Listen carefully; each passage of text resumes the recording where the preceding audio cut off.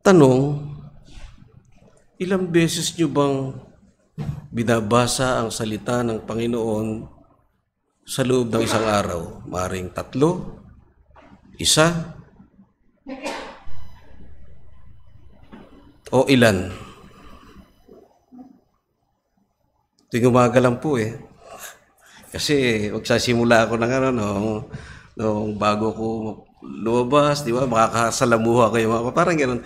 Pero alam nyo ba doon sa Romans 15:4 na kung saan ay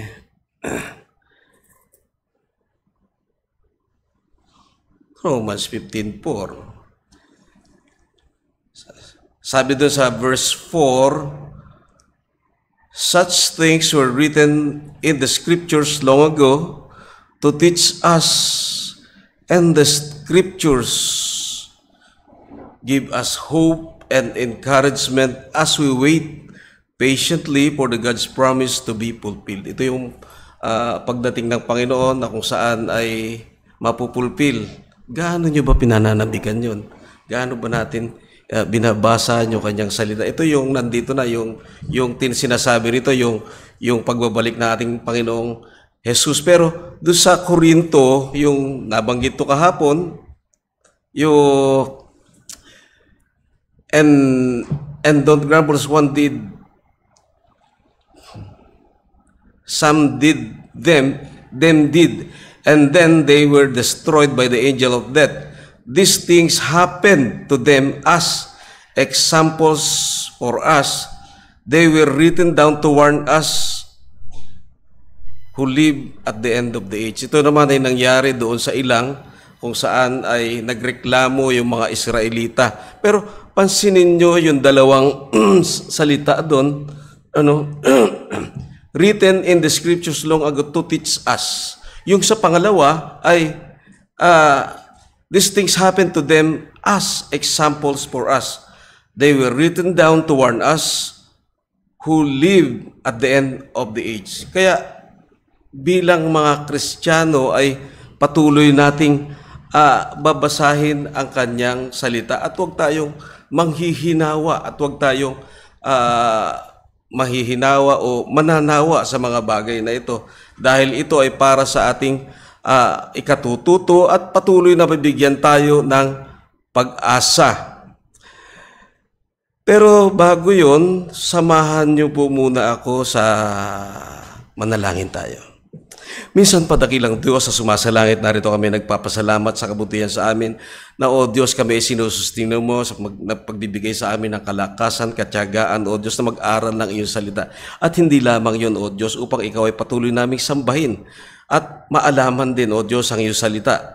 Nawa ay samahan, tulungan po kami na maunawaan ang iyong salita sa mga talatang ito na aming pag-aaralin ngayon, O Diyos. Ikaw ang siyang mapapurihan at ikaw, O Diyos, ang katotohanan lamang ang siyang mabigyan ng tuon, O Diyos. Purihin ka, O Diyos, sa ngalan ni Kristo Jesus. Amen. yung verse, dun lang tayo sa, tingnan natin sa 7. Sabi, now the serpent was more crafty than any other beast of the field that the Lord God had made. He said to the woman, did God actually say, you shall not eat of any tree in the garden?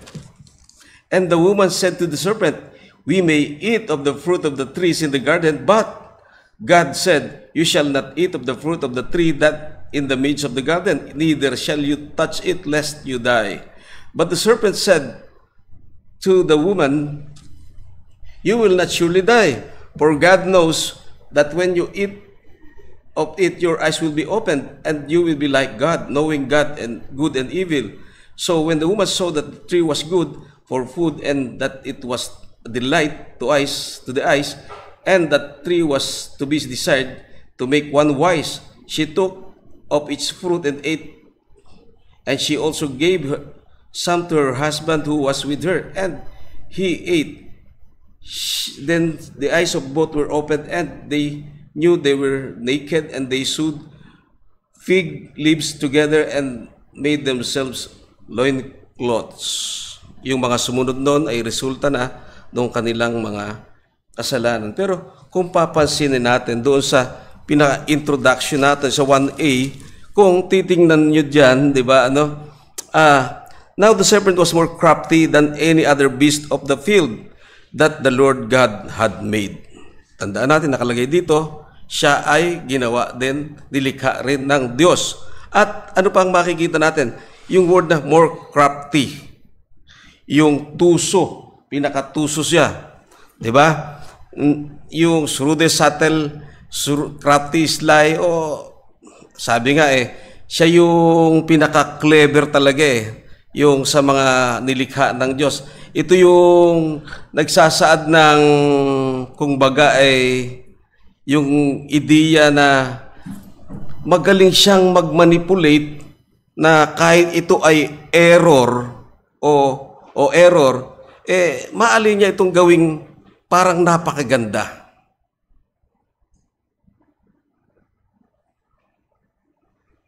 Na mahalin tulad ito na parang totoo. At yung mga nagpa-practice ng ganito, dito sila nahango. Ito yung iniidolo nila. Tandaan natin, siya ay creation din, di ba? Serpent, Satan. Yung serpent ngayon, hindi katulad ng yung serpent dito, hindi katulad ng serpent ngayon na gumagapang. Ito, yung description nito ay lumalakad siya. Kaya lang pagdating sa 14, siya ay na-curse, di ba? Siya ay nasumpa. Kaya siya nagsimula ng lumakad. At kaya nga nabanggit ko, di ba? Yung serpent dito, ito si Satan, ginamit niya lang yung serpent at doon siya nagsasalita sa magitan nun. Hindi ba nagtaka sila, Adan, bakit si Eva, bakit nagsasalita ang serpent na to? Minsan dumarating din sa isipin natin yun, Pero hayaan na muna natin yun. Yung serpent kasi, ito yung symbolic name ni Satan. Dahil sa Matthew 4:3, 1 Thessalonians 3:5, at sa Revelations, siya yung mga pinapakita na sino siya, yung old dragon, the old dragon, the serpent, siya yung pinapakita ron. Sabi nga sa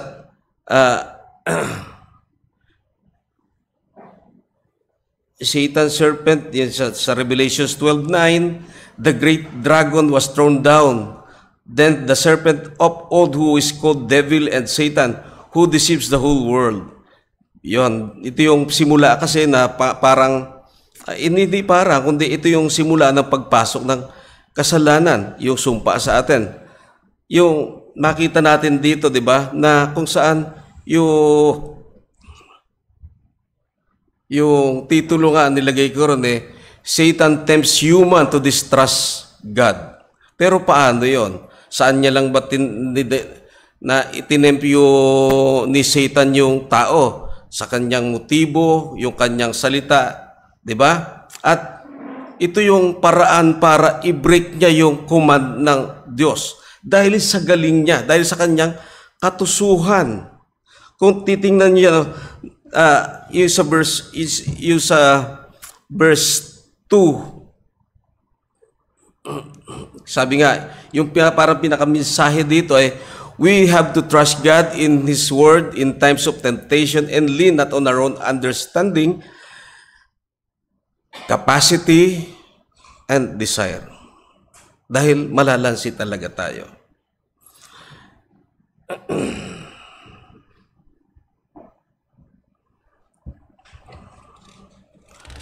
Kahit na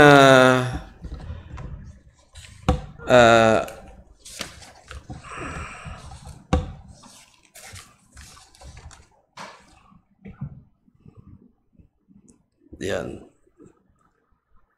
Sandali lang Ayan.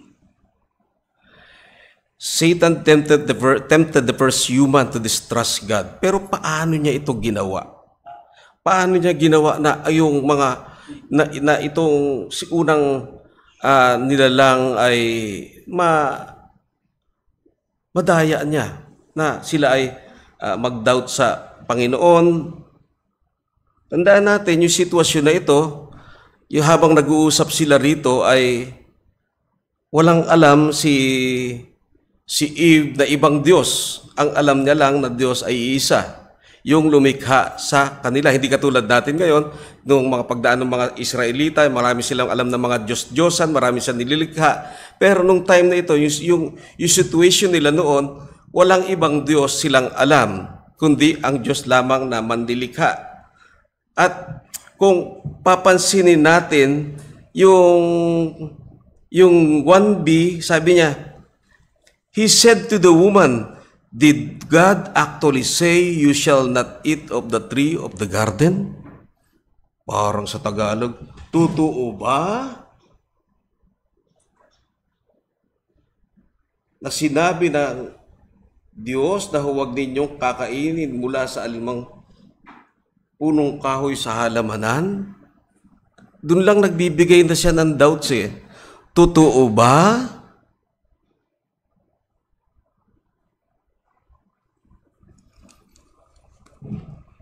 Kaya nagbibigay siya ng duda, alinlangan, dito sa, panaghili, dito sa Diyos na lumikha sa Kanya. Tandaan natin, lahat ng mga bagay ay marangyang ibinigay sa kanila. Kung paano sa chapter 2 ay ibinigay lahat, o sa chapter 1, ibinigay lahat, yung pangangailangan nila, ilaw, tubig, lahat yan, lahat ng makakain nila, ay nandoon. Inaatake ng diablo yung Diyos mismo, yung kanyang salita, yung kabutihan ng Diyos, yung intensyon ng Diyos, yung motibo ng Diyos, kung bakit niya nilikha ang tao. Ito yun. Kung bakit niya naglagay ng gano'n at hindi lamang iyon. Napakaraming bagay na gustong ipakita na dito.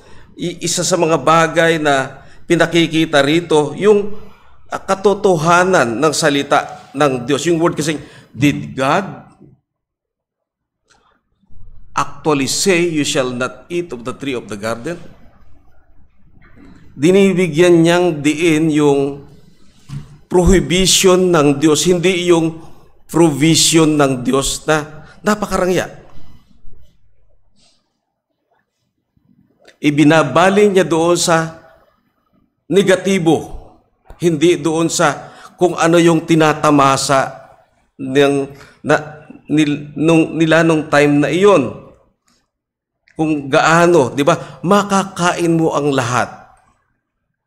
Maliban lang. Pero hindi naman direktang sinabi ni Eva na yung puno ng mabuti at masama. Yung sinabi lang yung nasa gitna. At dalawa yung nasa gitna. Yung tree of life at yung tree na good and evil. At kung mapapansin natin dito sa kanilang pag-uusap na ito,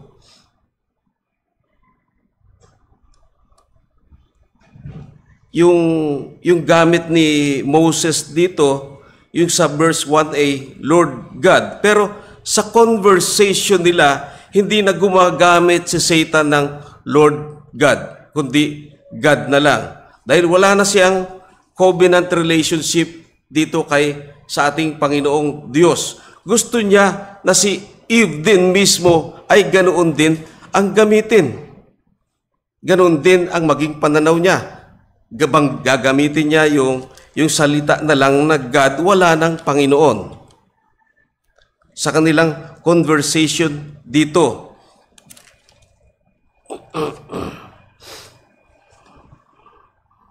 Kaya doon pa lang ay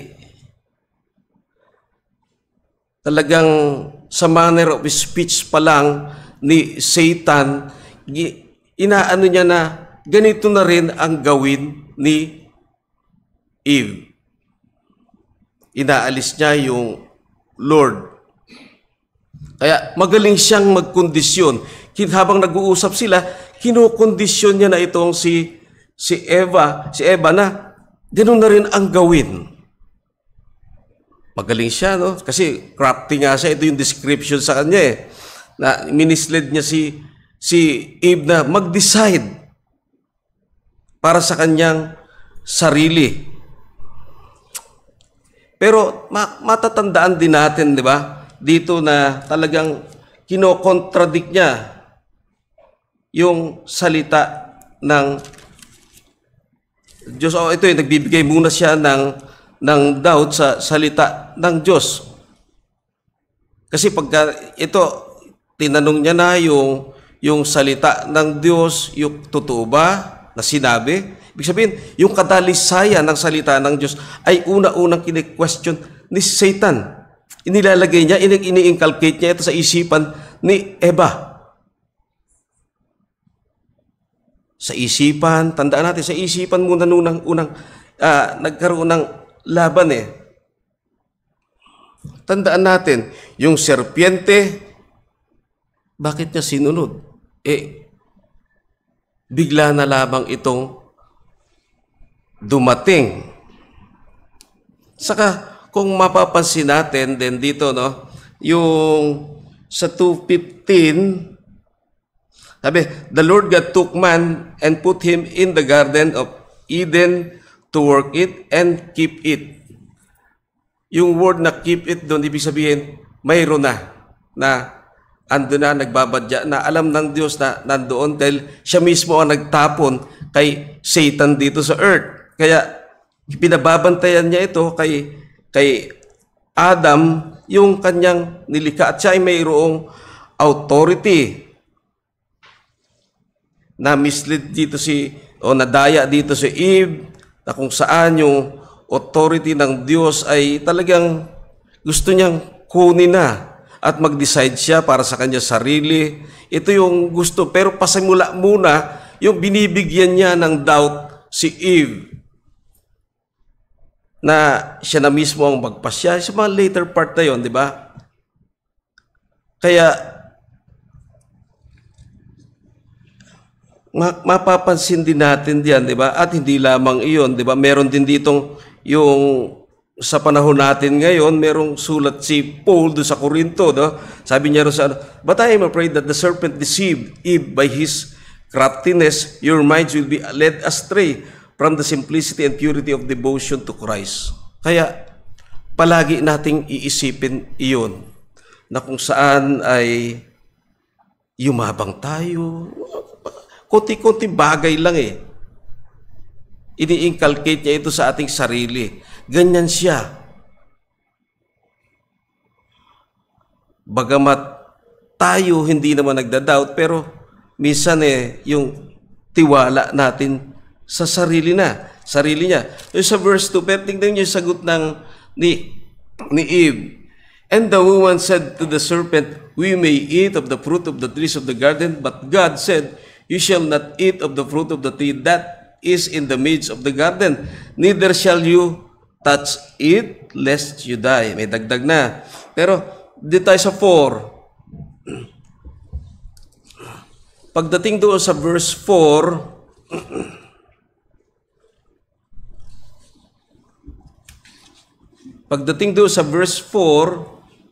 but the serpent said to the woman, you will not surely die.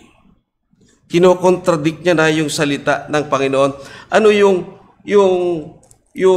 utos doon sa 2:17? Sabi sa utos, but of the tree of knowledge of good and evil you shall not eat, for in the day you eat of it, you shall surely die. Pero yung contradiction niya rito, di ba? Yung sa verse 4, but the serpent said to the woman, you shall not surely die. Nung una, nagbibigay lang siya ng doubts, pero dito, kinokontradict niya na yung salita ng Diyos. At may dagdag pa, for God knows that when you eat of it, your eyes will be open. Kung paanong ganito ang pananalita ni Satan kay Eve, gusto niya na si Eve din ay maging kaparehas niya. ang gawain.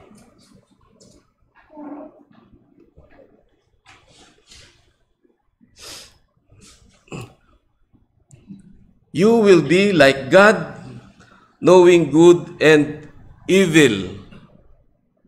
Pero nung nilikha ba sila ay sa 1:27-28, sabi sa 1:27, so God created man in His own image.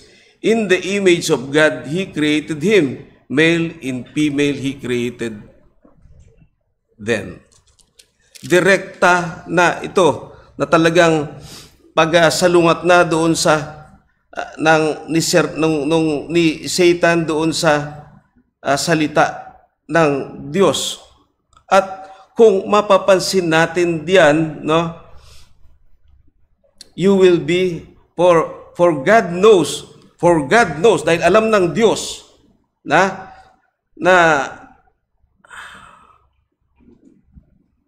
kung kayo ay kumain, verse 5, sapagkat nalalaman ng Diyos na kapag kayo'y kumain noon ay mabubuksan ang inyong mga mata at kayo'y magiging kagaya ng Diyos. Tandaan natin si Eve at si Adam ay binigyan na ng authority ng Diyos to subdue or yung to tend lahat ng mga nilikha niya, nagkaroon siya ng pangunguna o dominion sa lahat ng mga ginawa niya. Kaya yung kung paano ang Diyos ay may authority, ipinasa ito kay Adan. Kaya siya na ang magbabantay doon sa garden. Makikita natin yung panglalansi, di ba? For God knows when you eat of it, your eyes will be open. Mabubukas yung kanilang mata sa katotohanan. Tandaan natin, ang Diyos ay katotohanan. Ang Diyos ay lahat-lahat ibinigay na sa kanila. Walang ibang Diyos na alam doon si Eva. Pero ito bigla na lang dumating itong serpiente. Sinasabihan siya ng ganito. For God knows when you eat of it, your eyes will be opened, and you will be like God, knowing good and evil. Yung time nila, time of innocence ito, wala silang alam doon sa evil. Pero nung sinuway nila, pero ito yung gustong mangyari ni Satan. Suwayin mo, kainin mo ang prutas na iyon at para ikaw ay maging katulad ko. Dahil si Satan, may mga talata sa Biblia, ang tanging tawag sa kanya ay the evil one. 'Di ba? Kaya gusto ni Satan na maging kaisa niya itong si Eva. Pero napakatalino niya 'di ba? Hindi naman kay Eva ibinigay ng direkta ang salita, ang command. Doon sa 17, sabi, sa 16, then the Lord God took man and put him in the garden to work and keep it. And the Lord commanded the man, saying, you may surely eat of every tree of the garden, but of the tree of the knowledge of good and evil, you shall not eat, for in the day you eat it, you shall surely die.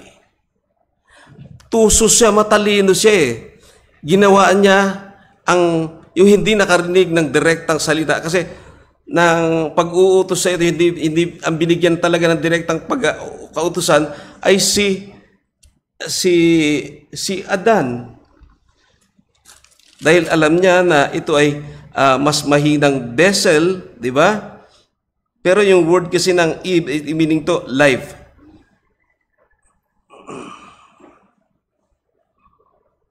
At pagdating pa lang doon sa 18, yung it is not good for that the man should be alone. Kaya Yung utos, tandaan natin, kay Adan pa lang, hindi kay Eva. At sino ang magre-relay ng utos na ito?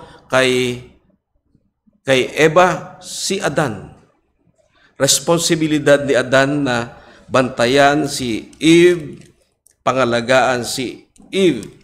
Pero dahil sa katusuhan, nalingat si Adan at pumasok itong si Satan.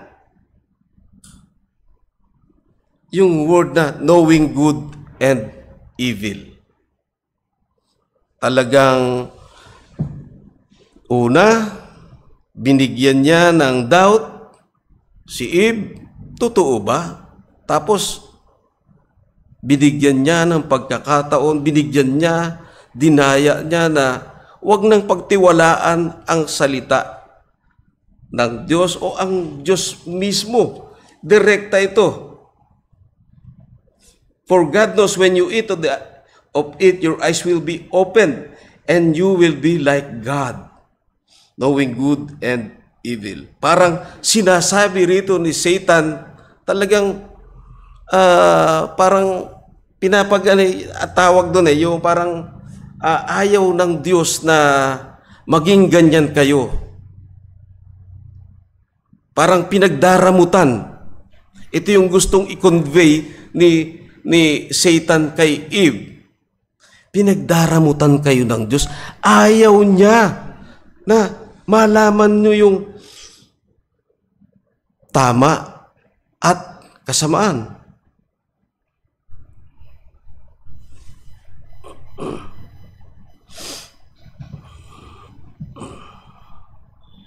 Kaya, ayun.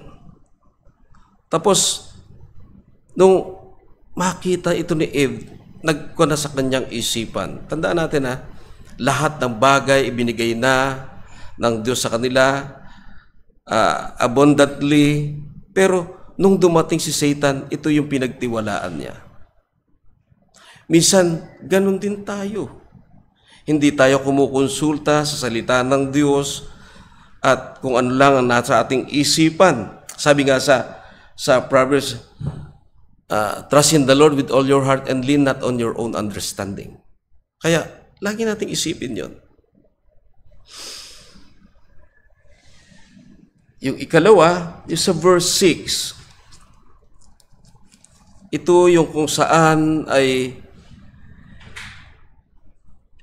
yung ikalawang puntuin, Eve was convinced by Satan to break God's commandment. Yung verse 6, so when the woman saw that the tree was good and for food and that it was delight to the eyes and that the tree was to be desired and make one wise, she took of its fruit and ate, and she also gave some to her husband who was with her, and he ate. Dito ay makikita natin dito na nakumbinsi ni Satanas na talagang masarap nga itong kainin. Masarap kainin, masarap suwayin. Hindi naman direktang sinabing suwayin, bagkus yung ipinipilit ni Satan talaga rito ay yung kainin. Pero ito rin ay pagsuway na mismo. Pero hindi niya na sinasabing suwayin, kundi ang ipinakikita ni Satan ay yung binibigyan niya ng doubt na hindi pagtiwalaan yung katapatan ng Diyos. Kaya dumating dito sa verse 6, so when the woman saw that the tree was good for food, it was delight to the eyes. Ito yung nagkakaroon siya ng lust of the flesh.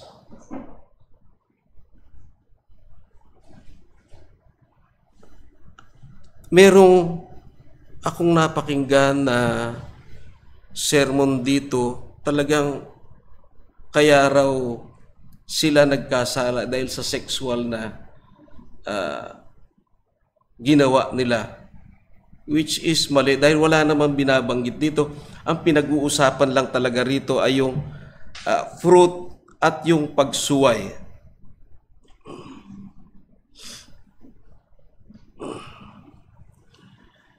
She took the fruit and ate. Hindi naman siya direktang sinabihan ni Satan. Kung mapapansin natin dito sa mga talatang ito, na talagang nakumbinsi siya, yung sa pagiging, nung makumbinsi siya, ito ay sarili niya ng kapasyahan. Dahil titingnan natin, no, sabi dito, so when the woman saw that the tree was good for food, it was delight to the eyes, and the tree was designed to make one wise. Maganda sa kanyang mata. At ano yun?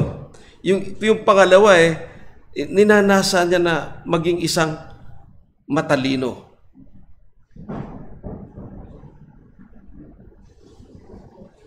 She took of its fruit and ate it. Kaya,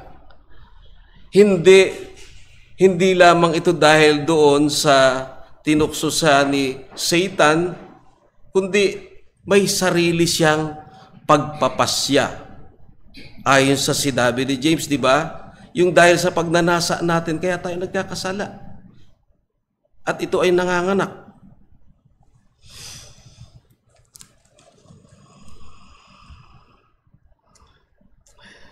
He gave also to her husband who was with her, and he ate. Dapat si Adan ang sumaway dito. Kaya kung mapapansin natin na sa kanya ibinigay ang utos, ang nagkasala talaga ay si Adan. Dahil lahat ng responsibilidad ay sa kanya. At pagdating doon sa verse 7, ito na yung resulta ng kanilang kasalanan.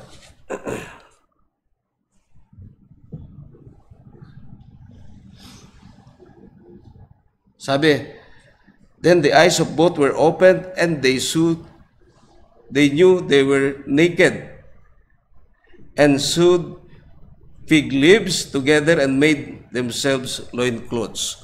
Pero nung una, hindi sila nahihiya sa isa't isa na sila ay nakahubad. Ano ang nangyari? Nagkaroon ng moral na yung kamalian, parang nagiging wala sila yung hindi na sila inosente. Nagiging malicious na yung kanilang isipan. Ito yun. Ito yung gusto talagang ituro sa kanila, i-input sa kanila ni Satanas.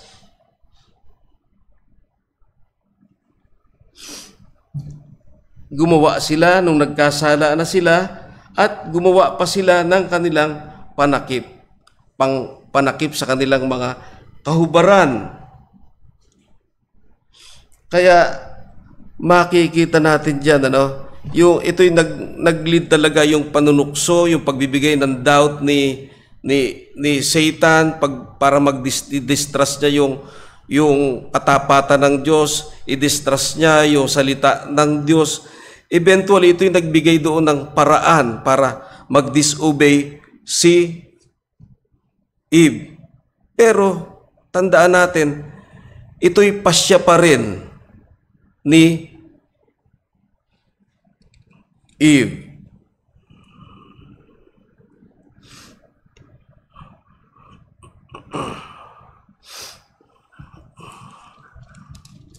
Minsan dumarating din tayo sa ganun. May mga bagay na ini-insight sa atin, di ba? Pero kung maaaralin natin ang salita ng Diyos at mananangan lamang dito, hindi tayo mawawala, pero dapat tayo ay nandoon yung panghingi natin ng gabay sa Kanya, yung pananalangin na mailapat natin ito sa ating buhay, maunawaan natin ang Kanyang salita. Yun yung unang resulta, verse 7, na sila ay gumawa ng panakip sa kanilang mga katawan. At ikalawa, in verse 8, they heard the sound of the Lord God walking in the garden in a cool of day, and the man and his wife hid themselves from the presence of the Lord among the trees of the garden. Ito talaga yung nagiging resulta. Pag nagkasala tayo, tayo ang lumalayo sa Diyos. Hindi ka lalapit sa Kanya.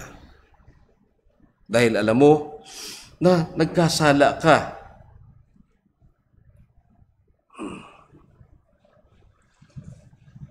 Pero mapapansin mo dito sa mga verse ito, pagdating sa verse 9, yung kabutihan ng Diyos. Kahit na yung lahat ibinigay ng Diyos, pero mas nagtiwala sila kay Satanas. Pagdating doon sa verse 9, but the Lord God called to the man and said to him, where are you? Verse 10, and he said, I heard the sound of you in the garden. I was afraid because I was naked and I hid myself. Dito, nagkasala na sila, pero ang Diyos pa rin ang lumapit sa kanila. Matindi yung pagkakasala nila, intentional, dahil walang iba pa na maaring makita natin, kundi sa kanilang pasya, dahil naganyak sila doon sa katusuhan ng dyablo.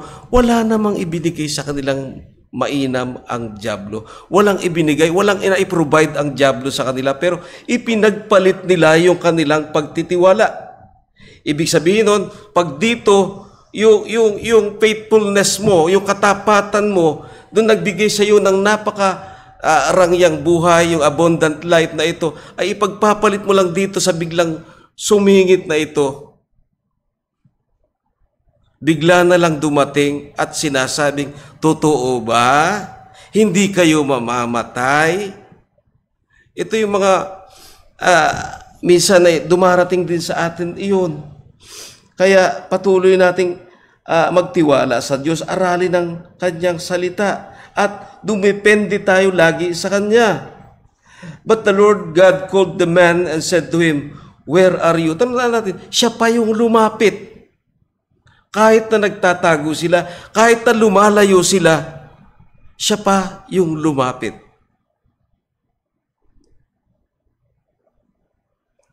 At tanong niya, he said, who told you that you were naked? Have you eaten of the tree of which I commanded you not to eat? Pagdating dito sa 12, nanisi na. Hindi lang sila nag-transgress, kundi dito pagdating sa 12, the man said, the woman whom you gave to me, with me, she gave fruit of the tree and I ate. Hindi mo ako binigyan ng babae, makakasama, ako lang sana, di ba? Parang ganon yung sinasabi niya. Lumalabas na sinisi pa ni Adan ang Diyos. Sana tayo ay huwag ganon. Hindi umabot sa atin yan. Pero alam ko na ang bawat isa sa atin ay ginagabayan ng salita ng Diyos at ng Kanyang banal na Espiritu. Kaya patuloy lang nating basahin ang Kanyang salita.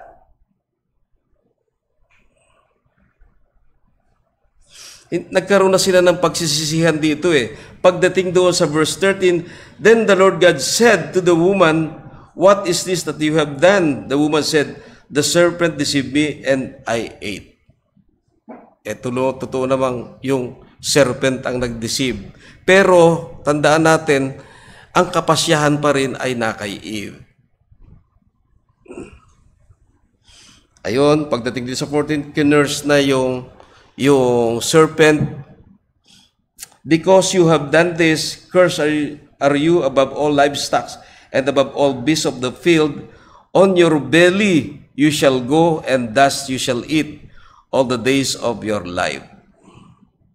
Ito yung sumpa sa kanya kung paano siyang crafty noon, di ba? Nagbago na. Dito, takot na rin ito yung Satan. Yung pag, ano na lang sila rito nagdidepensa na lang. Pero napakaganda pagdating sa 15, I will put enmity between you and the woman, and between your offspring and her offspring. He shall bruise your head, and he shall bruise his heel. Ito yung darating ang Panginoon. Ito yung hula na kung saan ay isusugo niya na ang Panginoon Jesucristo, na kung saan si Jesucristo ay magiging anak ng dadaan sa babae. Kaya patuloy nating aralin ang kanyang salita. Minsan, kahit na marami tayong mapapakinggan sa YouTube, sa Facebook, na kung saan ay nagtuturo ng kamalian, kahit pa nagko-quote sila ng salita ng Diyos, aralin natin. Totoo ba yung sinabi ng nagmensahe na ito ayon sa salita ng Diyos? Lagi tayong aralin. Lagi nating aralin ang kanyang salita.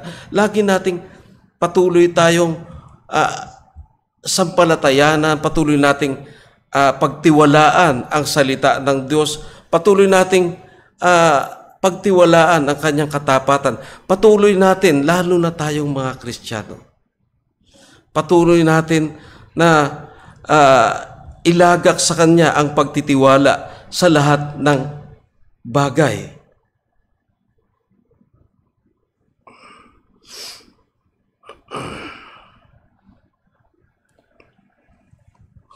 Kaya patuloy tayong manalangin, hindi lang pansarili mo, sa bawat mag-isa sa atin, di ba?